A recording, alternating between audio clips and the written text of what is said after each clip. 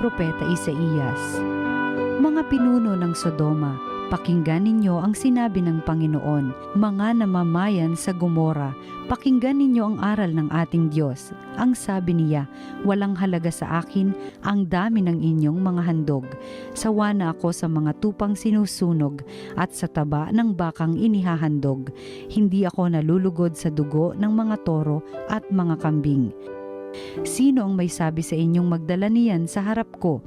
Sino ang may utos sa inyong magparoot parito sa aking templo? Huwag na kayong maghahandog ng paimbabaw. Nasusuklam ako sa usok niyan.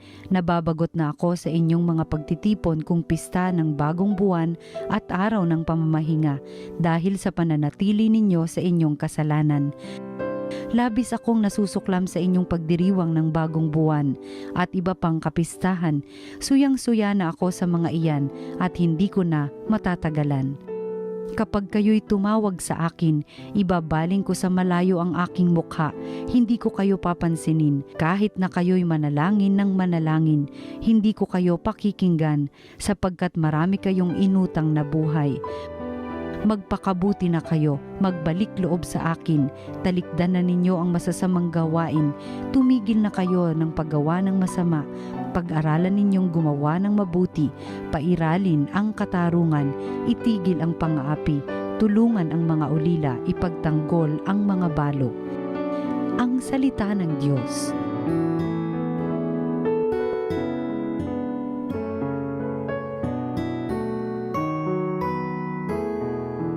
Ang masunurin sa Diyos ay sasagipin niyang lubos. Hindi ako nagagalit dahilan sa inyong handog, ni sa inyong mga haing sa dambanay sinusunog. Bagaman ang mga toro'y hindi ko na kailangan, maging iyang mga kambing at ang inyong mga kawan. Ang masunurin sa Diyos ay sasagipin niyang lubos. Bakit ninyo inuusal yaong aking mga utos at bakit ang paksa ninyo ay sa tipan na tutungod? Pag kayo ay tinutuwid agad kayong napopoot at ni ayaw na tanggapin yaong aking mga utos. Ang masunurin sa Diyos ay sasagipin niyang lubos. Kahit ito ay ginawa hindi kayo alumana, kaya naman ang akala kayo't ako'y magkaisa. Ngunit ngayon panahon nang kayo'y aking pagwikaan upang inyong maunawa ang ginawang kamalian. Ang pangaral na nais ko na sa aking ihahain ay handog ng pasalamat, pagpupuring walang maliw. Akin namang ililigtas ang lahat na masunurin. Ang masunurin sa Diyos ay sasagipin niyang lubos. Ang mabuting balita ng Panginoon ayon kay San Mateo. Noong panahong iyon, sinabi ni Jesus sa kanyang mga apostol, huwag ninyong isiping naparito ako upang magdala ng kapayapaan sa lupa, naparito ako upang magdala ng tabak, hindi kapayapaan, sapagkat naparito ako upang papaglabanin ang anak na lalaki at ang kanyang ama, ang anak na babae at ang kanyang ina, ang manugang na babae at ang kanyang biyanang babae, at ang kaaway ng isang tao'y ang kanya na ring kasambahay. Ang umiibig sa ama o sa ina ng higit sa akin ay hindi karapat-dapat sa akin, at ang umiibig sa anak na lalaki o babae ng higit sa akin ay hindi karapat-dapat sa akin. Ang hindi nagpapasa ng kanyang krus at sumusunod sa akin ay hindi karapat-dapat sa akin. Ang nag-iingat ng kanyang buhay ay siyang mawawala nito, at ang nawawala ng kanyang buhay dahil sa akin ay magkakamit nito. Ang tumatanggap sa inyo ay tumatanggap sa akin, at ang tumatanggap sa akin ay tumatanggap sa nagsugo sa akin. Ang tumatanggap sa isang propeta dahil sa siya'y propeta ay tatanggap ng gantimpala ukol sa propeta. At ang tumatanggap sa isang taong matuwid dahil sa siya'y matuwid ay tatanggap ng gantimpalang nauukol sa taong matuwid. At sino mang magbigay ng kahit isang basong tubig na malamig sa isa sa maliit na ito, dahil sa ito'y alagad ko, tinitiyak ko sa inyong tatanggap siya ng gantimpala. Matapos tagubilinan ang 12 alagad, umalis si Jesus upang magturo at mangaral sa mga bayang malapit doon. Ang mabuting balita ng Panginoon. Pinupuri ka namin, Panginoong Hesukristo. Mga kapanalig, narinig po natin ang mabuting balita para sa Lunes na ito ng ikalibang linggo sa karaniwang panahon. At tayo po ay nagbabasa ng Ebanghelyo mula kay San Mateo, chapter 10. Alam niyo po, itong chapter 10 ni San Mateo ay kilala bilang missionary discourse, ang isang buong pinagsama-samang katuruan ng Panginoon, ang kanya pong mga instruksyon sa kanyang mga disipulo at tagasunod kung papaano sila ay magpapalaganap, magpapatotoo sa kanyang mabuting balita.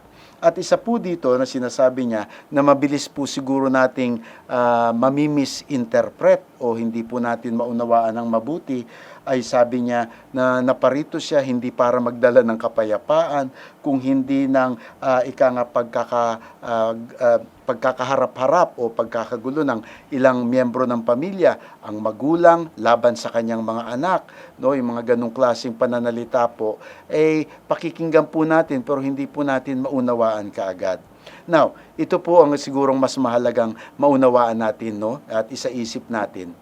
Hindi intensyon ni Jesus ang pagkakawatak-watak ng pamilya. Hindi po niya ibig sabihin na maglalaban-laban ang bawat miyembro ng pamilya. Of course, intensyon ng Diyos ang pagkakaisa ng bawat pamilya. Ngunit, bagamat maganda ang pamilya, meron din pong may mas mahalaga pa.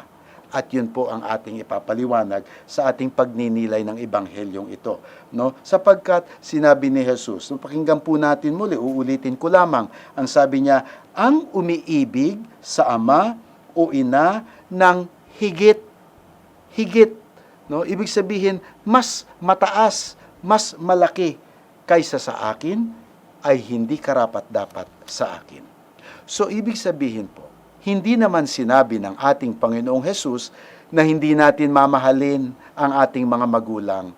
Hindi naman po niya intensyon na hindi mahalin ng mga magulang ang kanilang mga anak. Hindi niya po intensyon na mag-away-away at magkahiwa-hiwalay ang mga miyembro ng isang sambahayan. Ngunit ang sinasabi niya lamang, greater than, not greater than the love for God. Because bagamat maganda at mabuti ang pagmamahalan ng bawat magkapamilya, ay hindi po yun ang number one. Hindi po. It's not the best, ika nga, and the highest. Hindi rin po.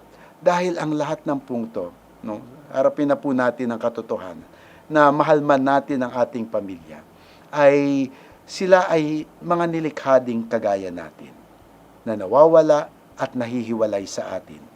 At sa huli, ang tanging mananatili lamang ay ang Diyos. Kaya nga po, consistent ang ating Panginoon. Di ba't may nagtanong sa Kanya, Lord, what is the greatest commandment? And the Lord said, love God with all your heart, with all your mind, and with all your soul, and with all your strength. And second only, love your neighbor. No?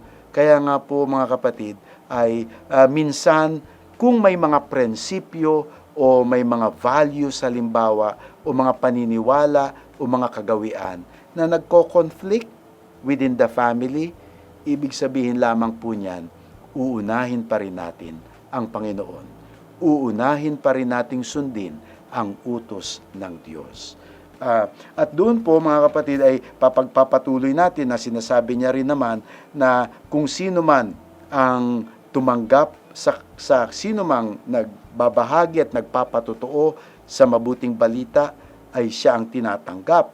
Kaya nga po kung lalo na po sa mga ating kapwa Katolikong Kristiyano sa simbahan halimbawa who are very supportive of the missions of the church, ay ginagampanan din po ninyo ang inyong misyon. Sapagkat ang pagmimisyon po ay hindi lamang po sa pamamagitan ng pagsesermon, kagaya ng ginagawa ko, pagpapaliwanag na ginagamit ang bibig. Ngunit may mga tao at marami pong mga kapwa Katoliko natin ang nakakatulong sa misyon sa pamamagitan ng pagbibigay nila ng pagkakataon na ipahayag ang Ebanghelyo. Ang ibig sabihin ko po dyan, yung pong tumutulong sa mga misyonero, Yung pong mga halimbawa nag-aambag sa mga pangangailangan ng kanilang mga parokya upang maipagpatuloy ang pagpapahayag ng mabuting balita. Malaking bahagi po yun. Kaya nga sabi ng Panginoon, kahit lamang isang basong tubig ang ibigay mo sa tao dahil siya ay tagasunod ni Kristo, sinisigurado ni Jesus. Sabi niya, sinisigurado, tatanggap siya ng gantimpala. Na sa mga bagay na atin pong iginigive up, isinasakripisyo sa ngalan ng Panginoon at para sa Diyos, ay hindi po mawawalan ng gantimpala. Hindi naman po ibig sabihin na, oh Lord, nawa po lumago ang aking negosyo o dumami ang aking savings. Hindi po yung ganong klaseng gantimpala. Ngunit mas higit sa lahat ay ang gantimpalang nakalaan na naroroon sa kabila, na hindi man maibigay sa atin dito sa lupa, ngunit mas hihigit pa doon sa kabila. At doon po nagtapos ang paliwanag ng Panginoon sa kanyang missionary discourse at siya mismo ang naging modelo sa pagpapatuloy ng kanyang misyon, no, na iniwanan ang sariling tahanan, iniwanan ang sariling pamilya, sa katunayan hindi siya nag-asawa upang magampanan ang kanyang pagpapalaganap ng mga salita ng Diyos. Mga kapatid, madalas pong banggitin sa atin ng ating simbahang Katoliko na lahat po tayo ay missionaries sapagkat ang simbahang Katoliko is a missionary church. Sana po kahit na sa maliit na bagay ay magampanan natin ito, lalong-lalo na sa tahanan, sa ating sambayanan, sa ating pong lugar na pinagtatrabahuan at sa ating mga simbahan. Nawa lahat po tayo ay makagawa ng kahit kakaunting ambag para sa ikapagpapalaganap ng mabuting balita. Amen.